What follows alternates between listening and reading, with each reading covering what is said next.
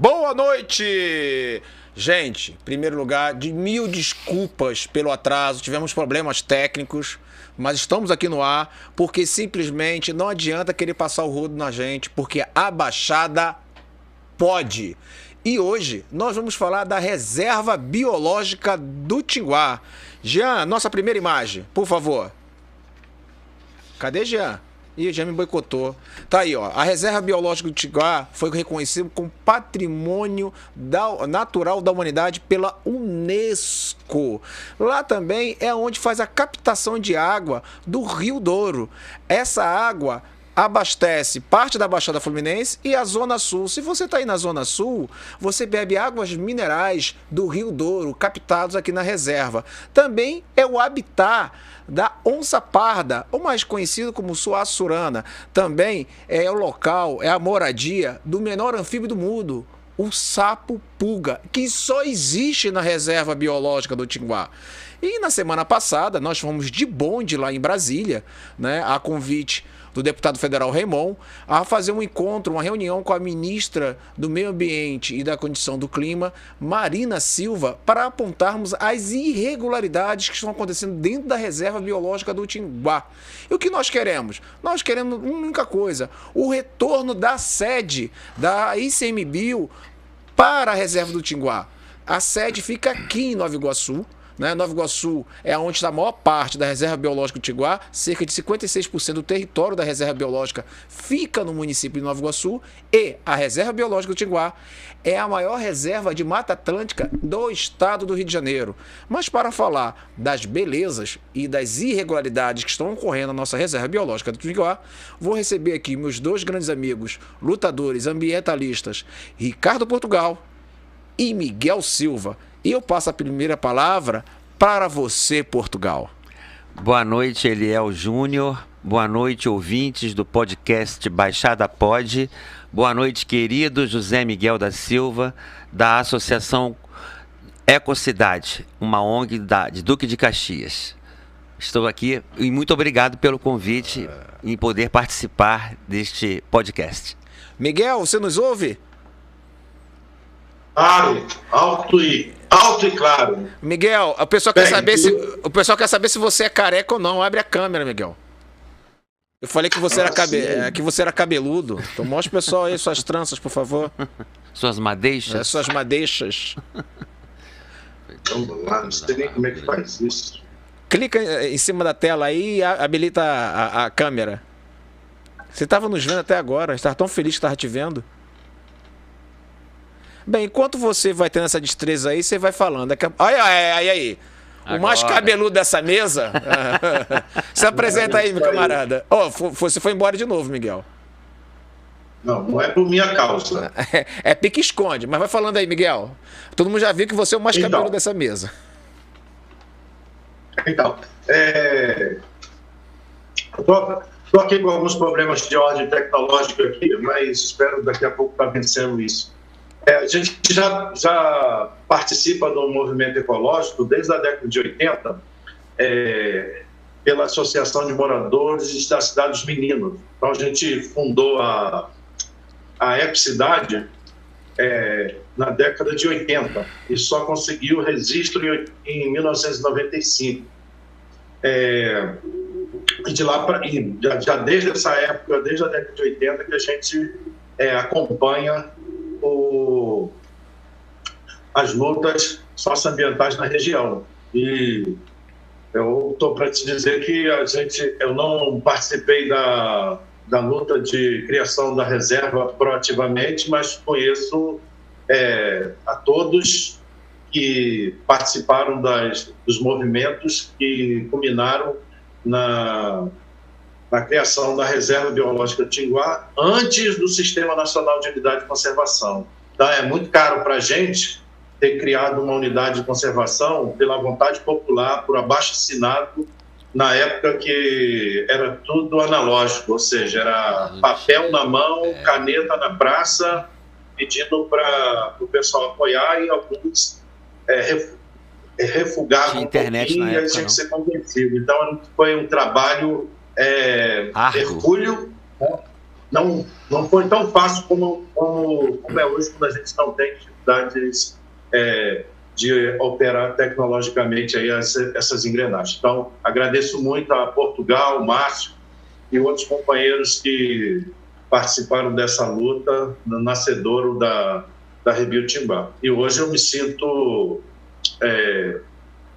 bastante lisonjeado de conseguir interferir na gestão da unidade, tanto dentro do Conselho quanto no movimento pró-Rebio Timbá. É isso. Gostaria de mandar um abraço para todos os nossos camaradas valorosos. Você acabou de falar do Márcio, né, que é um dos percussores, e todos os outros que continuaram, né, se juntaram a essa luta. Né? Então, um forte abraço a todos os nossos camaradas, aos moradores do Tinguá, que lutam tanto pela essa reserva biológica do Tinguá. Portugal e Miguel. Aí a pergunta vai para os dois, né? Eu deixo você falar primeiro, depois passo para o Miguel. Qual é a importância da reserva biológica do Tinguá para a humanidade? Bom, eu costumo apelidar a Rebio Tinguá de Amazônia do Sudeste, pela importância biológica dela, da sua biodiversidade rica de flora e fauna e pela riqueza hídrica. São 12 represas de captação que existem dentro da unidade de conservação Rebio Tinguá. São represas, Eliel, que existem, ouvintes, desde 1880, quando foram abertas essas represas para o abastecimento de água do Rio de Janeiro. Na época, em 1880, no Império, havia uma seca muito grande no Rio de Janeiro, por conta do desmatamento. Opa, vou querer comer também, tá? Por conta do desmatamento da Floresta da Tijuca, houve uma seca muito grande no Rio de Janeiro na época do Império. Em 1880, o engenheiro Paulo de Fronten foi contratado pela corte, né, pela coroa portuguesa, Dom Pedro II, para trazer a água do Tinguá. Os mananciais foram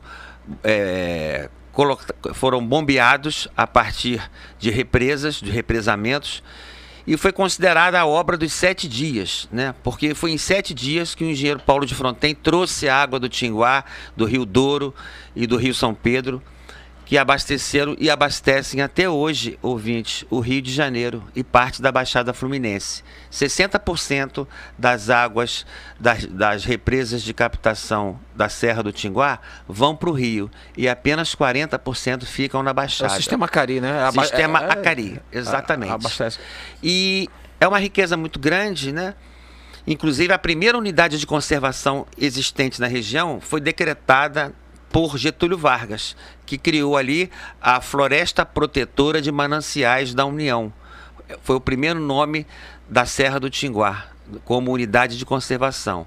Depois, em 1988, através de um movimento popular, né, a Serra do Tinguá, a Floresta Protetora de Mananciais, virou Reserva Biológica do Tinguá, em função da necessidade de preservação dessas águas e dessa serra, porque ela é rica em oxigênio e é rica em animais que estão ameaçados de extinção. A flora e a fauna do Tinguá são muito ricas e tem muitos animais ali e espécies de flora que estão em vias de se extinguir em razão da caça, em razão da exploração muito grande existente na região.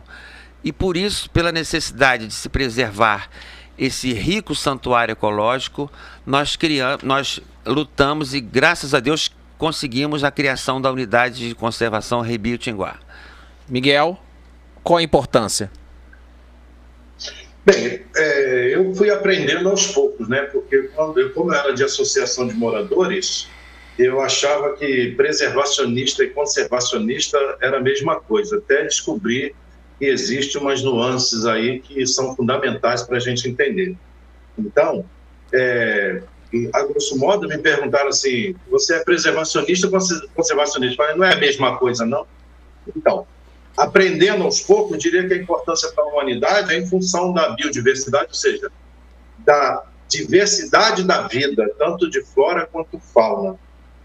Se a Mata Atlântica não tivesse sendo todo dia desmatada e abrigando cerca de 75%, 80% da população brasileira, restando menos de 12%, a reserva biológica do Tiguá não teria tanta importância, mas à medida em que cada vez mais escasso o bioma Mata Atlântica, a gente acaba defendendo com unhas e dentes como se fosse o último oásis de um banco genético capaz de repovoar a Mata Atlântica em toda a sua plenitude, ou seja, do Paraná ao Rio Grande do Norte. Tem tanta biodiversidade na reserva biológica de Tiguá que isso seria possível. E a gente, depois desses 34 anos de criação da reserva biológica do Tiguá, ainda não se estudou o suficiente para entender qual é o potencial dessa unidade.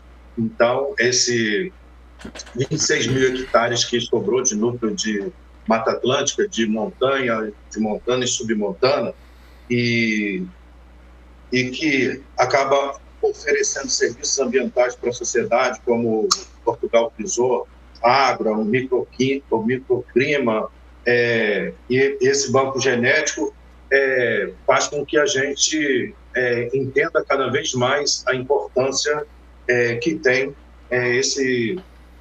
essa mancha de floresta na região metropolitana do Rio de Janeiro, próximo de cidades industriais como Caxias e Nova Iguaçu, e próximo de cidades turísticas como Petrópolis, e de cidade serrana como Miguel Pereira, além da proximidade com outras cidades da Baixada, como Paracambi, Queimados, Japeri, e podendo se estender ainda mais pela conectividade que a floresta tem com a APA Petrópolis, com o Parque Nacional da Serra dos Órgãos e a APA Guapimirim. Então, eu acho que à medida que a gente vai conhecendo, a gente vai entendendo a importância que ela tem para a vida nossa e das futuras gerações, como foi definido no capítulo 225 da Constituição Brasileira em 88. Ou seja, responsabilidade nossa, do poder público e da coletividade, preservar para as presentes e futuras gerações a qualidade e as condições para se reproduzir a vida. Então, eu acho que essa a importância que a Rebio Tinguá vem sendo tão questionada por alguns, mas acredito que desde esse episódio histórico aí do Brasil Colônia ainda, quando Dom Pedro II, visto que ficou sem água porque desmatou a Floresta da Tijuca na corte, pediu a Paulo de Fronten para conseguir uma alternativa. Assim como hoje a região metropolitana está indo buscar água cada vez mais longe. Então, eu acho que a história está se repetindo. E o importante é que, desde Dom Pedro II, que essa unidade já era protegida. Foi protegida pelo Império, foi protegida pela República, protegida pela União, e em 2000, com a criação do Sistema Nacional de Unidade de Conservação, ficou na categoria mais restritiva de uso, que é uma reserva biológica. Então, acho que está tudo nos trinques, só falta a gente ajustar a gestão que foi destruída nesses últimos 4 anos. Então, aí agora a gente vai passar para... eu sei que em pouco tempo a gente não consegue explicitar toda a grandeza que é a Rebio, né? A gente precisaria de vários episódios, trazer até as universidades que realizam pesquisa com todo o controle, né, da fauna e da flora que tem na reserva aqui, e entrevistar esses pesquisadores para as pessoas realmente se apropriarem mais da riqueza que é a reserva biológica do Tiguá. Então, rapidamente, que a gente falou aqui, a importância dela. Regulação de clima. Um pulmão da nossa região. Oxigênio. Oxigênio da nossa região. Água potável e água mineral, que não precisa passar por tratamento. Exatamente. Você falou bem. Né? E que, diferente do Guandu, da água do Guandu, que tem que passar por várias fases, porque já destruíram os mananciais do Guandu. Então o Guandu não tem como ser uma água límpida. Né? São essas questões. Mas aí agora, eu vou pedir a ajuda de vocês. Você falou 2 termos, Miguel, que eu realmente não sei diferenciar. Então eu vou passar para Portugal uma e você responde a outra pergunta. Né? Melhor, vou deixar para você. Explica a diferença de preservacionista para conservacionista. Para conservacionista. Bem fácil, olha, o pessoal entender assim, facilmente. Bem, preservacionista, eu me confundo ainda às vezes, que é preservar a unidade para os bichos, então não tem a presença humana, vira uma espécie de santuário. Conservacionista seria aquele que permite o uso mediante um controle de fluxo de pessoas, de modo que a gente eduque as pessoas a conhecer e para fins educativos, que é o caso da Reserva Biológica do Tinguá. Então, a gente conserva com a participação do ser humano. E o preservacionista seria criar um santuário, ninguém entra e deixa os animais lá fazerem a sua reprodução e manter a floresta em equilíbrio. Então, essa é a diferença. Os mais radicais querem preservar, ou seja, sem a presença do ser humano, e os conservacionistas permitem o uso indireto, que é o que eles chamam. Pode ir lá entrar um pesquisador, fazer a pesquisa de uma espécie, tanto de flora e fauna, e garantir o mínimo de impacto, né? E a medida de preservação nem entraria na reserva, seria reserva para os bichos, que é uma postura mais radical. Entendi. Mas é importante falar o seguinte, que o conservacionista, ele não defende uma ideia de parque. Senão as pessoas vão achar que a gente está defendendo parque. Nós não defendemos parque, tá? O parque seria o Parque Nacional da Serra dos Órgãos. Lá é um parque, é uma grande área, né? Um grande parque, mas não é uma reserva biológica. Né? Então o fluxo de pessoas, né, Miguel? Só para a gente deixar bem claro aqui que para o conservacionista, o fluxo de pessoas ele é bem restrito, é bastante restrito. E agora eu vou te passar uma pergunta de vestibular, já que você é jornalista. Né? Explica para as pessoas o que é uma zona de amortecimento. Eliel, a zona de amortecimento ela existe para servir de escudo da unidade de conservação no seu núcleo central.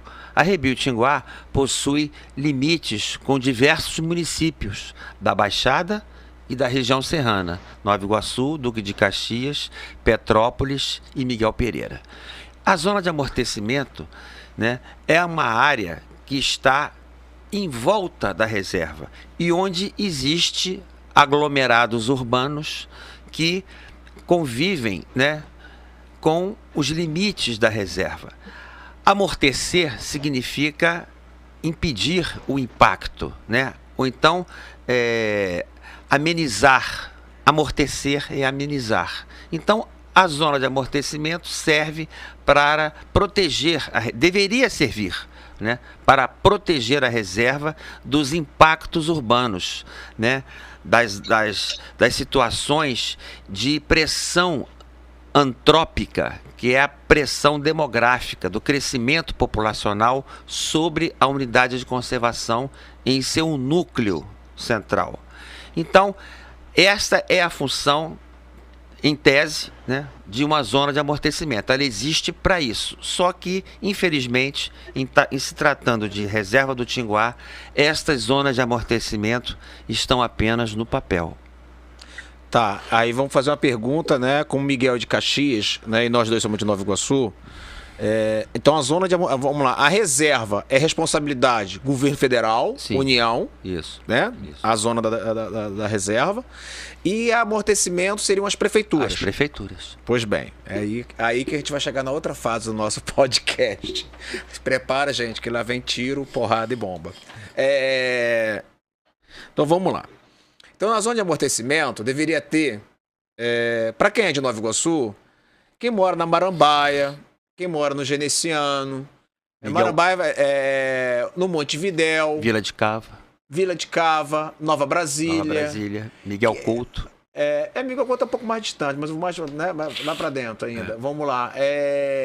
Pro lado de Queimados, Jaceruba, né, a tríplice divisa ali do Rio Douro.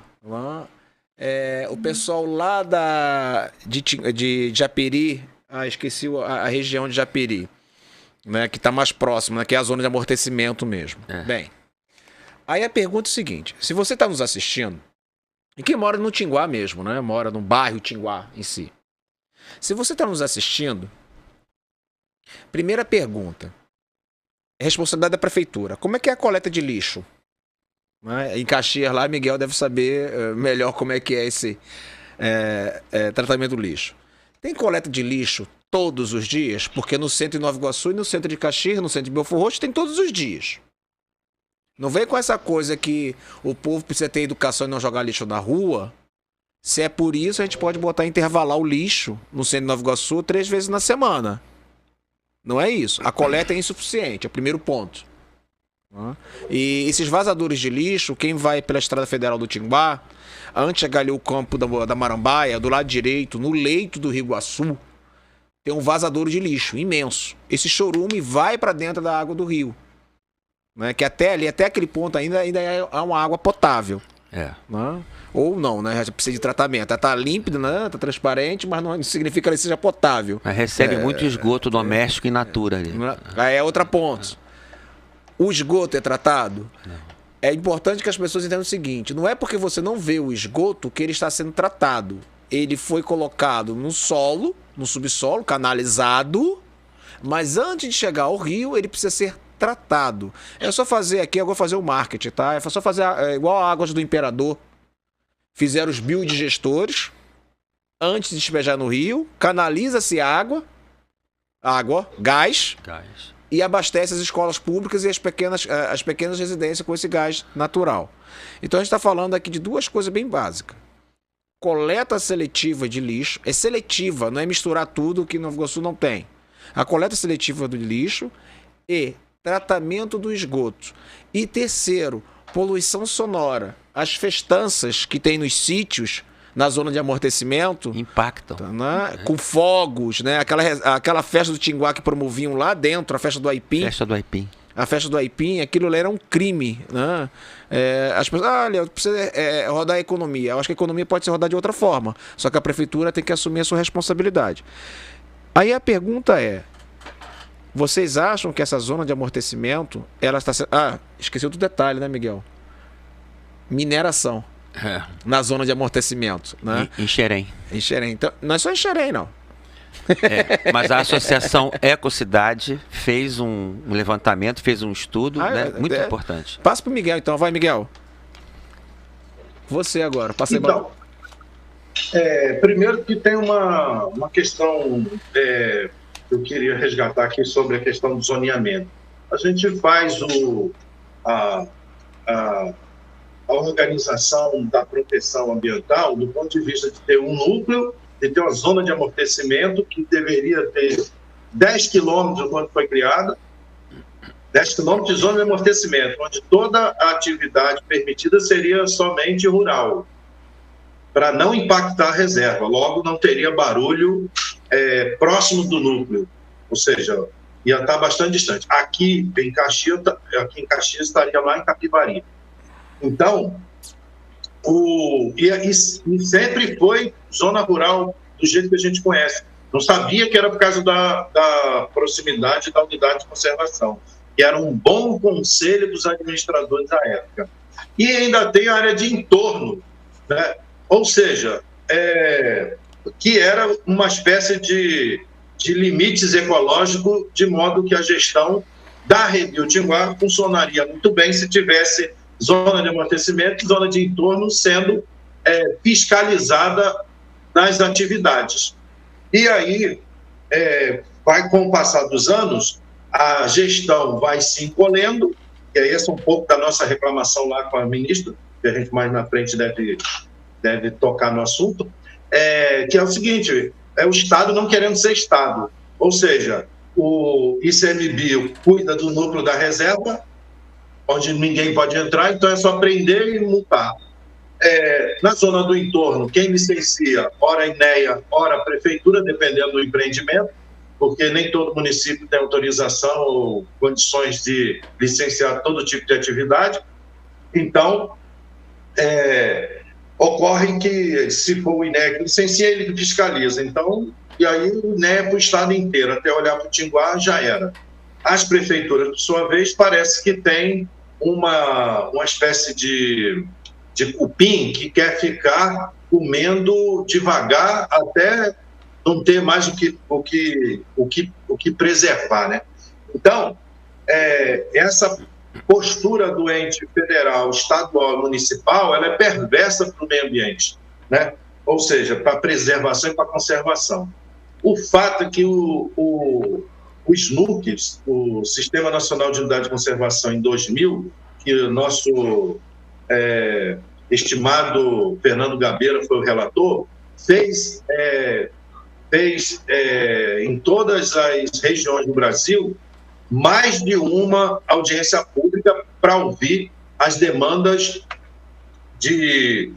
dos setores que estudam, trabalham e lutam pela conservação ambiental no país. Juntaram todo tipo de unidade de conservação criada e deu quase que uma espécie de uma cesta de 12 tipologias diferentes do Brasil. 5 bastante do Grupo de Proteção Integral, bastante restritiva, e 7 bastante permissiva, mas com algum controle, que seriam as APAs, as RDS e chegando até a RPPN. A questão é que o governo vai criando múltiplas funções para uma unidade, para o gestor de uma unidade de conservação, e perde o objetivo principal, que é manter aquela unidade de conservação do ponto de vista do seu equilíbrio ecológico. E aí começa a ver uma espécie de não é comigo, é contigo, não é comigo, é contigo, empurra para ali, empurra para cá, aí vai se encolhendo. À medida que se encolheu, não precisa mais de ninguém, né? Porque dentro do núcleo da reserva, quem estiver lá está cometendo crime. Mas o impacto na zona de amortecimento e no entorno fica por conta da sociedade ter capacidade de mobilização e conseguir convencer prefeito, conseguir convencer vereadores, conseguir convencer deputados e convencer gestores estaduais. E essa quebra de 4 em 4 anos da gestão administrativa do Estado e dos municípios, e até mesmo do governo federal, faz com que a gente vive num descompasso danado. Ora está indo muito bem a nível federal, mas está indo mal e porcamente a nível estadual. Aí, a nível municipal, coloca-se um prefeito com a Câmara que não quer nem saber. Então, a gente vive num dilema de que a gente tem que, ora, segurar o Estado, ora, pedir para o Estado fazer o papel dele. Então, eu fico imaginando que hoje a gente tem as captações, 32 captações da SEDAI feitas desde 2897, em Rio do Ouro. E, no entanto, o pessoal quer usar como atrativo turístico.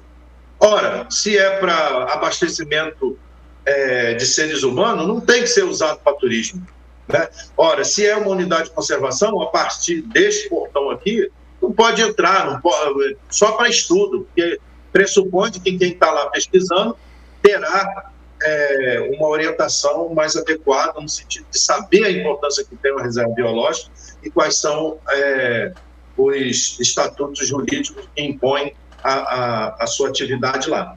Então, eu acho que a gente está vivendo uma espécie assim do Estado. O Estado dizer para mim que não entrega a minha carta porque eu moro em zona de risco, eu falei, tinha que me indenizar. As empresas de eletrodoméstico aí, compra eletrodoméstico, tem que buscar lá na empresa, porque não entrega porque é área de risco. Eu falei, mas cadê o Estado que a gente criou para isso, que paga imposto, até mesmo eletrodoméstico que a empresa não pode me entregar, é porque não tem segurança. Então está virando aí como é que chama? Uma zona, né, melhor dizendo assim, desse pessoal que tem a função legal de ser Estado, ou seja, de agir e se omitindo, né, sendo omisso. E nossas reclamações vai daí. Para mim, tem que vigiar o entorno, sim, não pode arregar um palmo. Não era para ter lixo na zona de amortecimento, e tem. Se deixar, eles vão querer botar outros, né? Não é para ter duto também, né? Petrobras, não tem NTS. Tem que tirar o duto dentro da rede de vacina. Calma aí, Miguel. Você está adiantando o assunto. Calma aí. Você não está atropelando. A gente vai voltar isso de novo. A gente vai voltar. Tá? A gente vai voltar. Vamos lá. Eu fiz a introdução da zona de amortecimento, porque agora a gente vai para as irregularidades reais que estão acontecendo no momento, que afeta diretamente a reserva. Lá em Caxias tem um garimpo. A gente vai para essas partes. Vamos lá. Nova Iguaçu se tornou a segunda cidade do aço. Tá? Vocês conhecem Volta Redonda, né, que é a cidade do aço. E Nova Iguaçu também agora virou a segunda cidade do aço. Por quê? Nova Iguaçu recebe rejeitos da siderúrgica, da CSN, tá? Que é a escória de aciaria. Estudos já comprovam que a escória de aciaria, que está lá no depósito da CSN, Volta Redonda, contaminou o lençol freático e o rio Paraibuna. A escória de aciaria é o rejeito do forno, né? O que o forno não queimou, não compactou, isso é jogado fora. Resíduo. É um resíduo. E no solo, quando molha, contamina o lençol freático. Quando está seco, vira um aerosol. E isso é inalado pelos pulmões, né? E isso tem bezeno. Bezeno é um material que pode não, ele provoca, né, o surgimento do câncer. Então, por que eu falei que Nova Iguaçu é a segunda cidade do aço? O digníssimo prefeito, ilustríssimo, Vossa Excelência, prefeito de Nova Iguaçu, teve a brilhante ideia de pavimentar a estrada que chega até o Rio Douro com a escória de aciaria, que é uma zona de amortecimento muito próxima, não dá nem 1 quilômetro de dentro da entrada da reserva, de uma das margens da reserva. É por isso que eu estou falando de sarcasmo mesmo, porque virou a segunda cidade do aço, trazendo esse material que é altamente contaminante, é um impacto ambiental absurdo, né, para a reserva e para os moradores ao entorno, porque o lençol freático vai ser completamente contaminado, né? Isso não é material de pavimentação. Tá? A indústria siderúrgica utiliza, mas não é para usar pavimentação. Isso é a primeira questão, tá, que a gente coloca. A segunda questão: a reserva sofre com a extração ilegal do palmito, com a caça predatória, né? Isso a gente tem que dizer. Existem moradores aqui da zona de amortecimento, né, que invadem a reserva, andam pela reserva para fazer caça. Não é caça de subsistência, é caça comercial. Isso é uma coisa que a gente tem que pontuar. Tem a questão dos dutos, que o Miguel já pontuou aqui, os dutos da Petrobras que passam por dentro da reserva biológica, que não eram para passar. E o prefeito, né, vamos voltar de novo, isso é uma pessoa ilustre, né? Ele fez uma pedalada, não foi fiscal não. Ecológica. Abre aspas, ecológica. Fecha aspas. Se você for lá nas redes sociais da prefeitura, nós mostramos a foto aqui do local da captação da água. O prefeito está ali, naquele local ali, Rio Douro, né, na captação da água, fazendo live. Não era nem para você estar lá, prefeito. Não era nem para estar lá. Lá é água potável. É a água que está sendo canalizada para distribuir a população. O senhor está totalmente errado. Né? Então tem a sua plena consciência, né, que o senhor está errado. Não é para fazer, o CMBio autorizou. Quem está à frente do CMBio, do NGI, está errado. Né? Eu vou dizer para vocês que a ministra ficou até assustada quando a gente mostrou as fotos. Né? Ela ficou espantada porque assim, como que isso pode estar acontecendo dentro de uma reserva ambiental? Não era para estar acontecendo. Está irregularidade. Então, a nossa ida a Brasília, nessa audiência que foi articulada pelo deputado federal Raimon, foi para mostrarmos à ministra a documentação, as provas reais do que estava acontecendo na reserva biológica. Né? As barbaridades que estavam acontecendo na reserva biológica. Né? Agora, vou passar para vocês dois, né? Que agora eu vou tentar ficar calado, tá, Miguel? Eu prometo. Eu passo para você agora, Ricardo. Pois é, Eliel e Miguel e ouvintes do podcast Baixada Pod, é uma situação muito grave, muito dramática e caótica o atual cenário da Rebite Tinguá. Ela foi considerada pela Unesco como Patrimônio da Humanidade, Reserva da Biosfera, em 1993. Né? Ela tem uma importância, né, Miguel e Eliel, planetária. A reserva do Tinguá, não somos nós que estamos dizendo que tem importância mundial, não. É a Unesco, órgão das Nações Unidas, que fez com que a reserva tivesse essa amplitude de importância.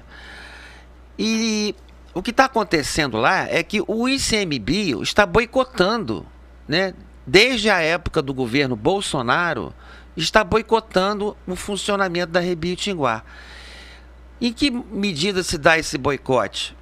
Através do fechamento, do encerramento das atividades do órgão gestor de unidades de parques e reservas no país. O Instituto Chico Mendes, desde a época do governo Bolsonaro, não está mais presente de forma fixa e permanente na região do Tinguá, da reserva do Tinguá. Não se sabe o motivo de que isso tenha acontecido.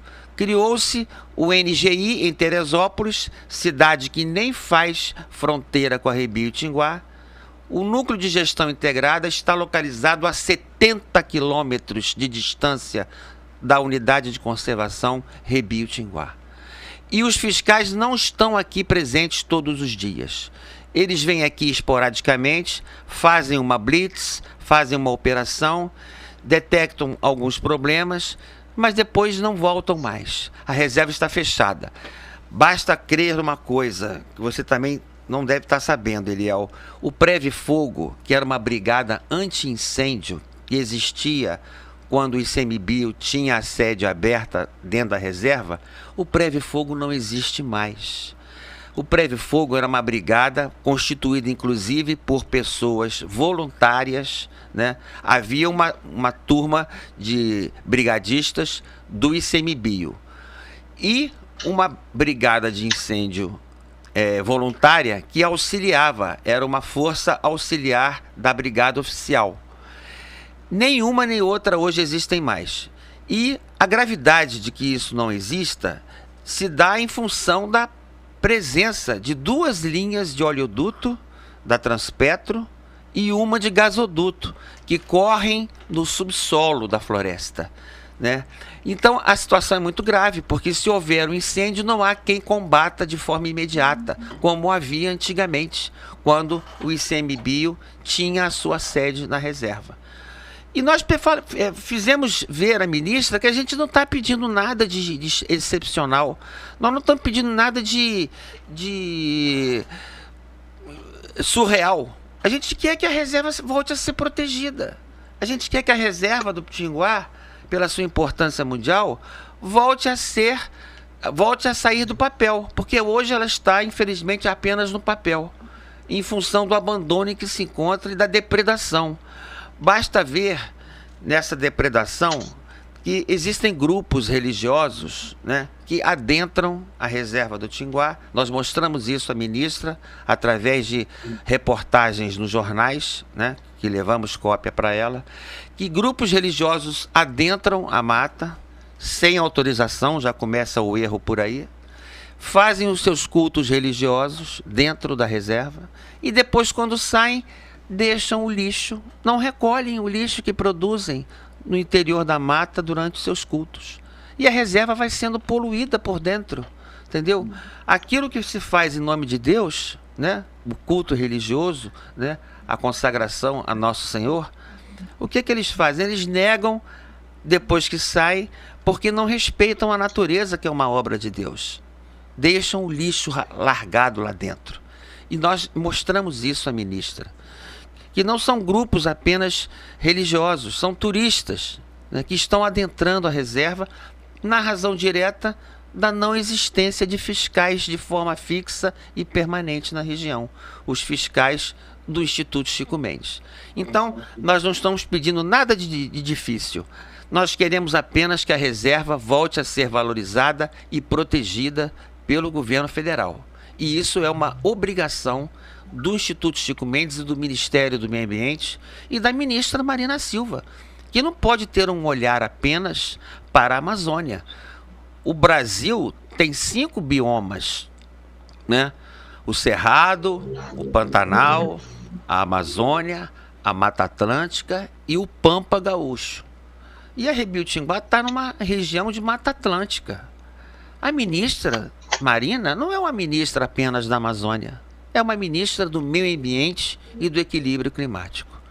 Então fica aí esta advertência. Precisamos nos mobilizar nesta luta em defesa da vida. Miguel? Oi.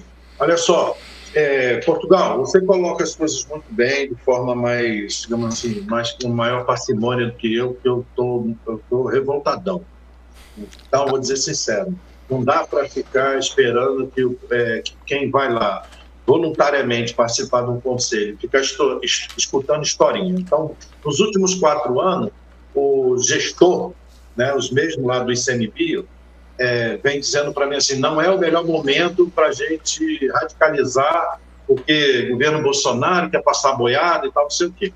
Ainda no finzinho do governo Bolsonaro, se criou o NGI, que era para poder deixar passar a boiada mesmo, com a desculpa de que ia aumentar alguma coisa. Você acha que Bolsonaro queria aumentar alguma coisa em meio ambiente com a terra arrasada que ele fez no Ministério, que a Marina está lá tendo que fazer vaquinha lá para dar conta do desmonte que foi promovido, de estar fazendo maior malabarismo, segundo os próprios relatos dela lá. Agora, eu não posso ficar concordando que o Ministério do Meio Ambiente tem essa importância toda, tem uns bilhões de dólares lá para a Amazônia, e a Mata Atlântica, onde vive 85% da população brasileira, né, onde, graças a Deus, ainda tem água e rios, nascentes, rios que desembocam no oceano, rios ainda em classe especial, ou seja, água, como ele acabou de falar, sem precisar clorar, sem precisar colocar flúor, porque a SEDAI, ao invés de tratar a água, ela polui a água, né? Com essa tabela periódica que a gente não sabe para quê vem colocando tanto produto como flúor na água, não sei para quê. Deve ser porque alguém é amigo do laboratório ou da empresa que fabrica esses produtos químicos.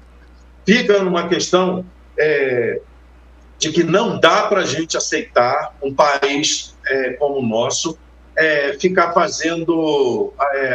fingindo que está gerindo alguma coisa, que está gerenciando aquilo que lhe é entregue com essa finalidade. É a polícia que não quer subir morro, porque a área conflagrada, é o Correio que não entrega a carta e é o ICMBio que não quer fazer gestão do território. Então, se o núcleo está garantido, então vamos fazer a prevenção na zona de amortecimento, que está no entorno. E isso eles não querem fazer, porque a galerinha, depois que passa no concurso, parece que a vida acabou. Entendeu? Passa no concurso, alguém chama de especialista, especialista em nada. O especialista não estava tendo que ralar todo dia. Fica aí uma questão de que sociedade e servidor público. Olha, a gente defende servidor público, defende concurso público, vamos lá cobrar da ministra, botar mais gente para atuar, e não para ficar ajustando ao sabor da política de turno. Entendeu? Então, acho que tem essas questões.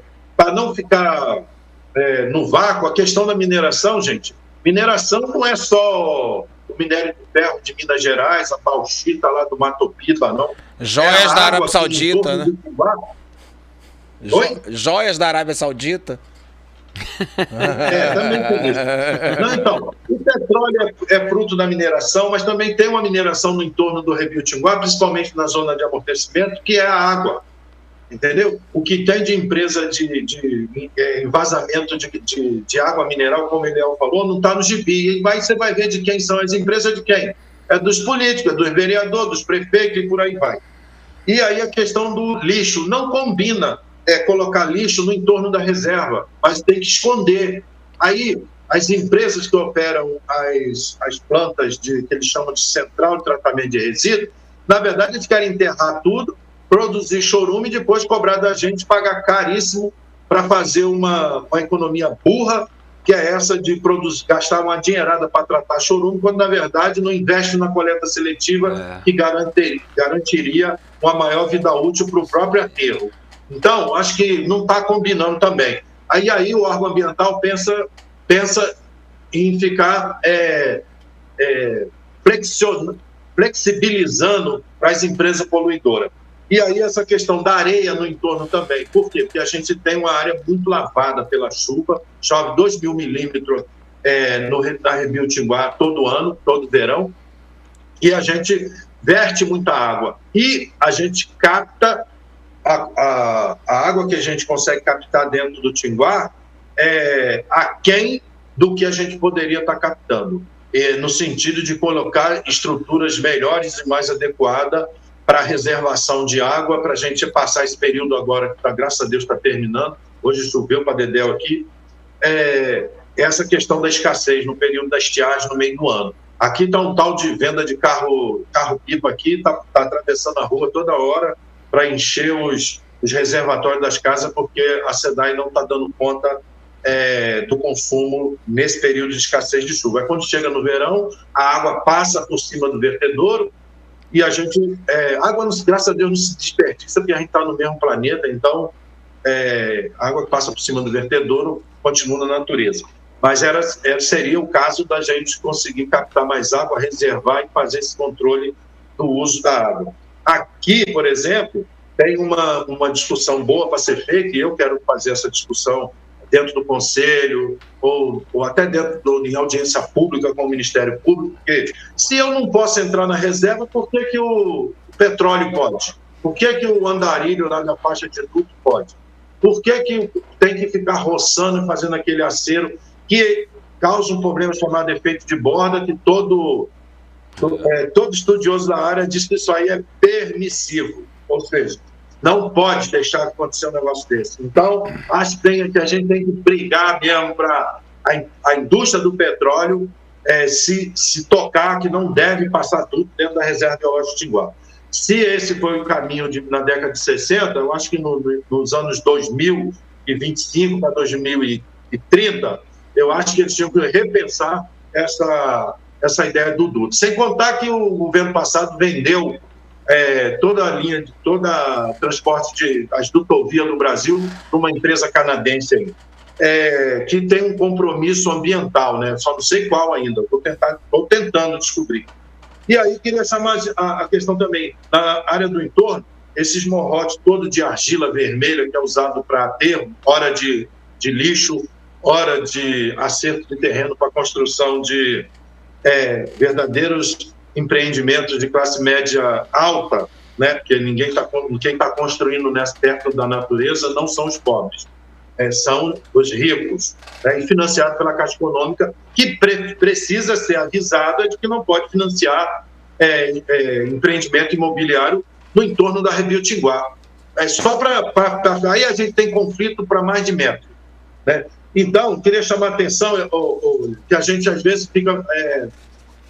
esse negócio do 3 minutos para falar, 5 minutos para falar, que nem a gente teve audiência com a ministra na terça-feira retrasada, e aí a gente fica bem imprimido, algumas coisas a gente elabora melhor, outras coisas não elabora. Eu quis chamar a atenção para as coisas que eu falo há 1000 anos. Eu fiquei durante 4 anos, 6, né? Desde o golpe na Dilma que a gente teve que segurar a onda. Aí nos últimos 4 anos não era o melhor momento para discutir plano de manejo, não era para discutir pré-fogo, não era para discutir aumento da proteção da unidade, não era para discutir a permuta de áreas que já estão consolidadas a ocupação, como Duarte da Silveira, lá em Petrópolis, em troca de uma área maior da Prefeitura de Petrópolis, sendo agregada a Rebio Tinguá. Não é momento, não é o momento. Aí chega agora, isso não faz parte da agenda. Aí eu falei, então, se eu não tivesse memória, eu concordaria que hoje, o mundo começa hoje, né? Para trás, a experiência que a gente tem para trás não conta. Eu sou do tempo de Maria Léa Xavier, entendeu? Eu sei que a gente foi barrado no debate do plano diretor em 2006, entendeu? Então, ou seja, barrado por quê? Porque a discussão foi contratar uma empresa do Rio Grande do Sul, que veio no período seco da estiagem, no período molhado do verão, 2 vezes no Tinguá, fez uns relatórios Ctrl-C, Ctrl-B, Ctrl-C, já nem sei mais, acho que é Ctrl-C, Ctrl-V. Né?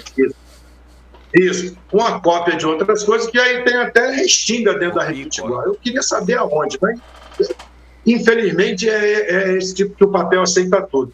E aí a gente nunca conseguiu discutir, aí alguém estimou que pela área, 26 mil hectares, deveria, 150 quilômetros quadrados, deveria ter 85 funcionários, full time, ou seja, baseado na Rebio Tinguá. Nunca teve 10.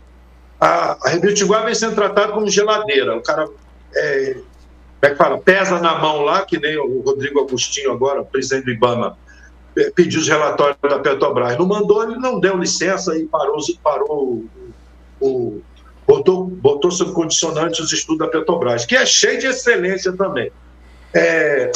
E aí, se um funcionário chegasse lá no Rio de Janeiro e desse uma dura boa, do IBAMA, não vai sentir esse arremedo de Chico Mendes, não. Chico Mendes deve estar dando cambalhota dentro do túmulo lá com esse povo do Instituto Chico Mendes, que não preserva nada. Então, a coisa está assim, o Instituto Chico Mendes de Biodiversidade, ou seja, para proteger a biodiversidade. Eu falei, pelo amor de Deus, aí era para estar fazendo política 24 horas por dia para esses 4 prefeitos desses 4 municípios da região metropolitana, e se deixar, eles botam mais duto, mais lixo, mais casa e botam outros empreendimentos, porque eles querem arrecadar. E então fica uma questão para a gente de ficar enfrentando prefeitura, enfrentando Estado, enfrentando governo federal. Bem, se o Brasil voltou, quero compartilhar desse sentimento, que parece que às vezes é muito ufanista, de achar que o Brasil voltou. Eu falei isso lá para a ministra. O Brasil voltou, a senhora voltou, então está na hora agora de pegar para fazer, né, mano? E então vamos pegar e vamos fazer, conta com a gente. Então acho que o papo que a gente precisa colocar, Léo, e eu já estou me estendendo bastante, é o seguinte: a gente se sente culpado de assumir uma postura um pouquinho mais incisiva. Eu estou cheio agora de amigo russo, né? Escrevendo umas besteiras a meu respeito lá, achando que está me incomodando. Nem um pouquinho. Pode continuar, porque aqui a boiada não vai passar. Não vai passar mesmo, entendeu? E futuramente a gente vai estar cobrando a retirada do duto de dentro da Rebio Tinguá. Quer discutir parque? Vamos discutir, entendeu? Agora, sem duto, porque parque também é unidade de conservação do grupo de proteção integral. Aí a gente fica mais xiita ainda, mais radical ainda. Então, acho que é um pouco isso. A ideia do menor trabalho para não ter conflito. E aí a geladeira tem que parar de ser geladeira, a Rebio Tinguá, ou seja, a sede da Rebio Tinguá. Garanto que ela não precisa ser lá onde pode ser mudada, ela tem que vir para a praça, tem que se misturar com o povo, isso. Tem que ter gente, isso. Ou seja, tem que estar ali onde era a estação de Tinguá, tem que ter gente em todas as entradas da Rebio Tinguá, nos 4 municípios, que está nos 5, de modo que a gente tenha um trabalho diuturno.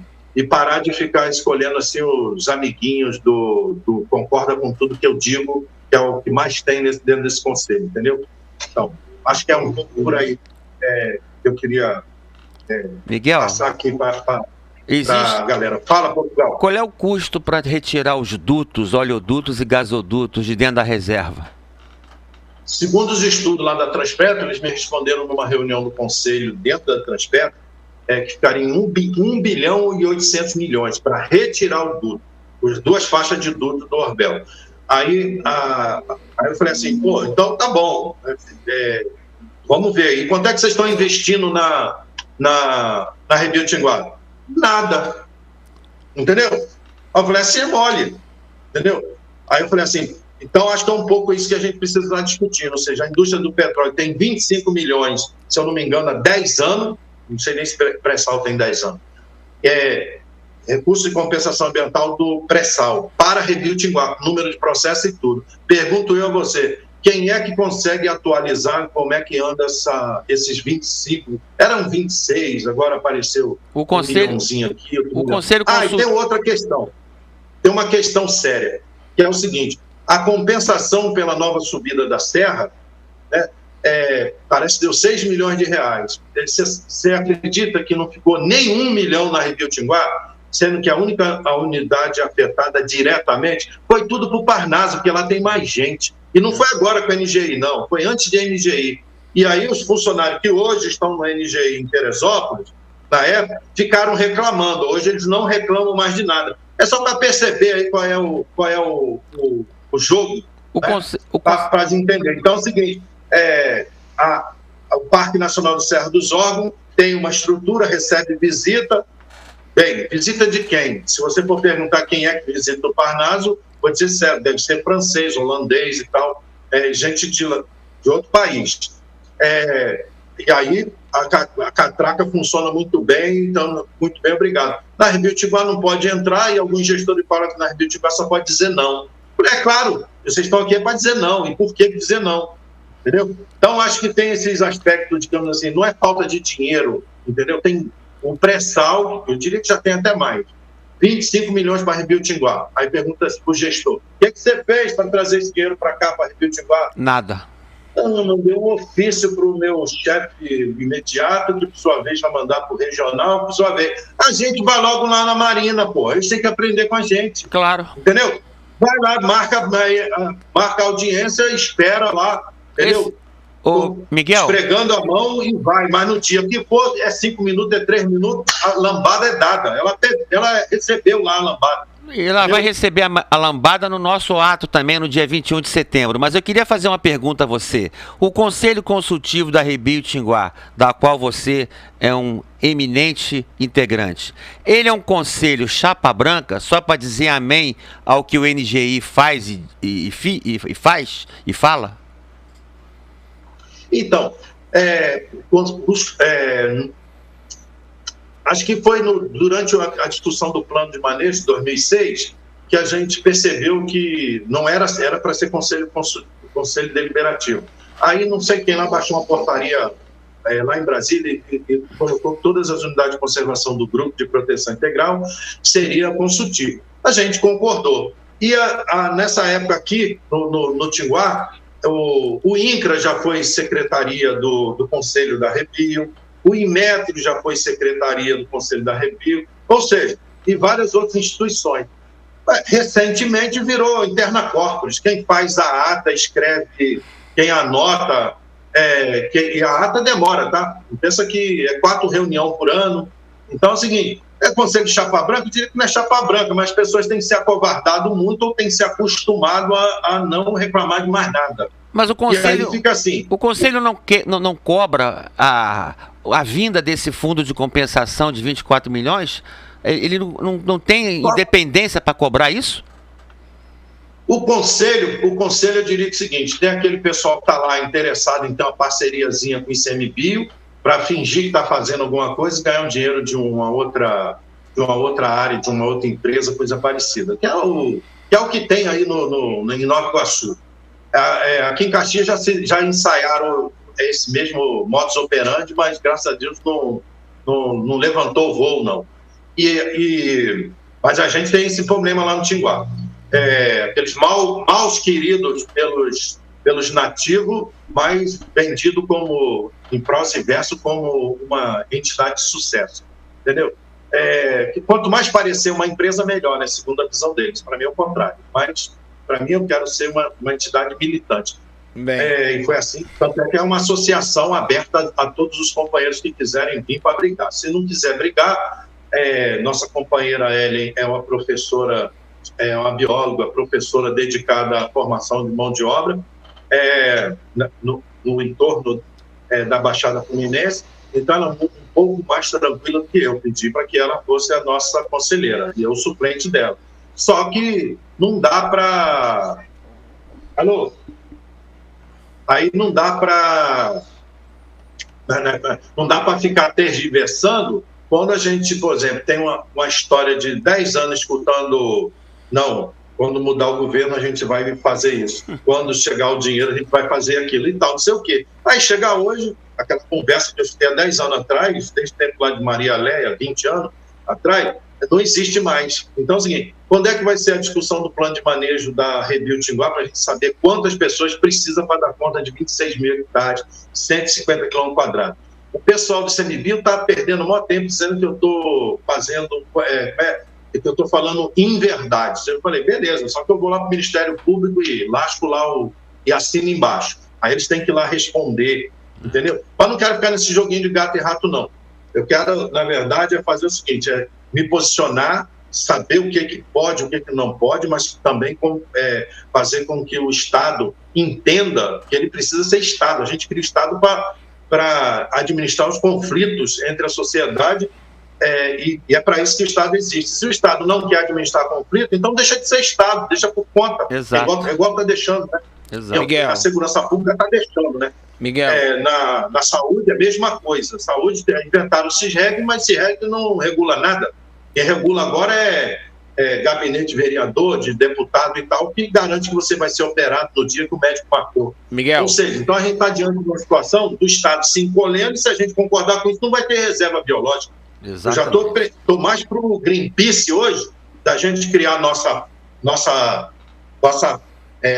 brigada, vamos dizer assim, para defender a Rebio Tinguá, porque esperar pelo Conselho. Porque se esperar pelo Conselho, está todo mundo muito contente, está todo mundo muito galinha de granja, entendeu? De boquinha aberta esperando a ração. É isso. Miguel, vaquinha de presépio, né? Miguel, vaquinha de presépio. Não tem mais tempo. Miguel, eu vou considerar, companheiro, que essas foram suas considerações finais, né? Se você quiser mais um minuto, complete em 1 minuto, porque o nosso tempo se esgotou. Eu vou passar para Portugal também, para ele fazer as considerações finais dele também, né? Porque, infelizmente, né, como falei, ele teria que fazer vários programas só para falar da reserva. Por favor, conclua. Eliel, eu te agradeço aqui esse espaço aqui do Baixada Pode. Outro dia a gente pode discutir outros assuntos e tal, mas de antemão queria convocar todos para no dia 21, às 10 horas da manhã, na porta do IBAMA, na Praça 15, a gente cobrar do Ministério do Meio Ambiente uma gestão adequada da Reserva Biológica do Tinguá, com sede, recursos humanos e equipamento e compromisso com a conservação da unidade.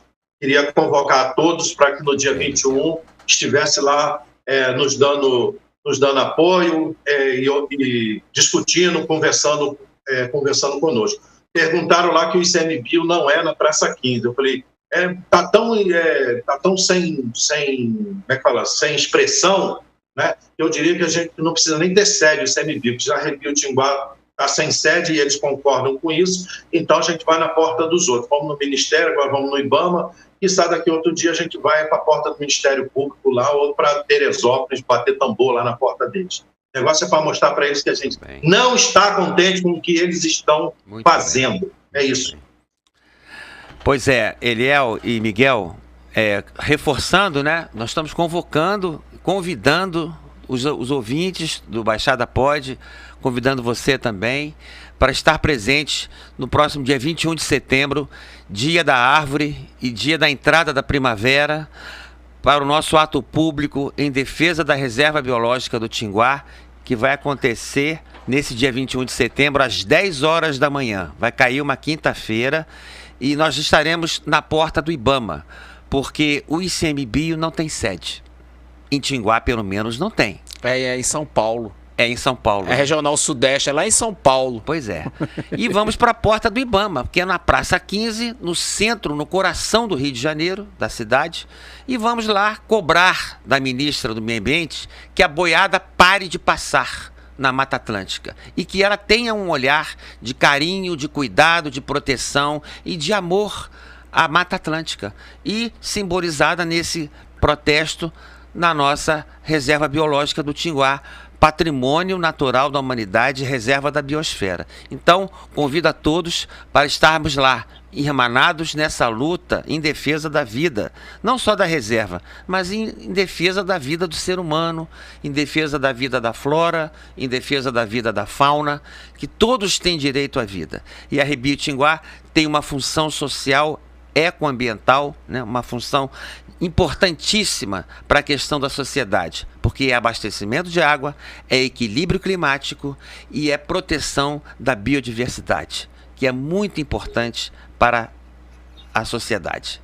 Muito obrigado pelo seu convite, por ter me deixado participar neste programa. Isso, uma honra. E quando quiser, nós estaremos à disposição para voltarmos aqui e conversarmos sobre meio ambiente. Um abraço para você, querido Miguel. Parabéns pela sua aguerrida militância. E pode crer, hein? A partir do dia 21 de setembro, estarei ingressando na Associação Ecocidade, tá? Me aguarde. Bebeto, eles se anteciparam. Coloca a arte, por favor. Eles se anteciparam. Tiraram meu lugar de fala. Coloca a arte aí, por favor. Calma aí que a gente vai mostrar aí. Tá aí, ó. É isso aí. Tá? Dia 21 de setembro. 10 horas. Às 10 horas, o Movimento Pró Rebio Tinguá convoca mesmo. Convida não é festa não, é protesto. Aí você que tá em casa deve estar assim, cara, vocês não foram atendidos pela ministra? São 3 coisas, gente. Uma, o clamor social, o movimento social, que somos nós que estamos aqui. Nós pressionamos o executivo para que o legislativo se junte a esta pressão. A ministra, enquanto executivo, ela vai organizar a sua estrutura para atender essas reivindicações nossas, mas sem clamor popular, porque o direito à Rebio do Tinguá é nossa. Nossa que queremos o bem-estar do Tinguá, porque vai beneficiar todos nós. Eu gostaria de agradecer ao camarada Ricardo Portugal, a Miguel. Tá? Posso só colocar um detalhe? A deputada estadual Marina, do MST, confirmou presença. Confirmou. E o deputado federal Raimond também confirmou presença no nosso ato. Que bom, que bom. Até pode pontuar, Bebeto, deixa você no cantinho aí a logo do Baixada Pod. Por favor. Mostra a logo aí. Ou pode botar a tela cheia. Para você que está nos assistindo, a logo da Baixada Pod é a onça parda. Ela foi inspirada na Reserva Biológica do Tinguá. Essas ondas aí é a água que sai da Reserva Biológica do Tinguá. Tá? Então, a logo, né, da Baixada Pod é inspirada na Reserva Biológica do Tinguá. Traz o Miguel de volta para a tela. É uma logo ecológica, né? Exatamente. É uma logo de direito à cidade, uma justiça ambiental e luta, né, contra um racismo ambiental. Então, agradecer a todos vocês. Tá? Dá o like aí no vídeo, né? Segue o canal TV Rio. Você que está assistindo pelo meu Instagram, tá? Começa a me seguir lá para a gente fortalecer essa luta. A todos vocês, agradecer pela paciência, pela audiência. Aos que gostaram, conte para os amigos. Aos que não gostaram, põe no grupo do condomínio, entendeu? E mintam para os inimigos de vocês. O nosso muito obrigado. E semana que vem, Dia Nacional de Luta da Pessoa com Deficiência e Dia Nacional de Luta de Preservação da Rebio Tinguá. Dia 21 nós temos duas datas. No Rio, na porta do Ibama, e no estúdio aqui nós vamos estar recebendo convidados sobre o direito da pessoa com deficiência. Miguel, um forte abraço, camarada. Tudo de bom. Ricardo, forte abraço, muito obrigado. Miguel. Tchau, gente. Muito obrigado. Obrigado, Eliel. Bebeto, um beijo, tá? No coração.